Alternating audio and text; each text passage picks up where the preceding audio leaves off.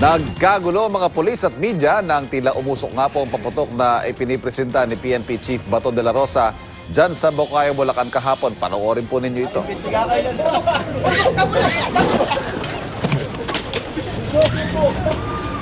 Sa takot na pumutok na ang tinaguriang Goodbye De Lima, nagtakbuhan po ang mga tao sa paligid. Kasama po dyan ang PNP Chief. Nang hindi sumabog, inihagis sa kalsada ang paputok at binuhusan ng tubig. Ang biro ni De La Rosa, ayos lang nakantsawan siya sa kanyang pagtakbo. Kahit sino naman daw mapapatakbo kapag nalagay sa alanganin tulad ng sitwasyon na yan. Nagpunta si De La Rosa sa Bocaue kahapon para inspeksyonin ang mga pagawaan at tindahan ng paputok. Kinumpis kanila ang iba't ibang klase ng ipinagbabawal na paputok, gaya ng Piccolo, Plapla, Super Lolo at Goodbye Philippines. Arestado rin ang 11 nagtitinda ng mga iligal na paputok.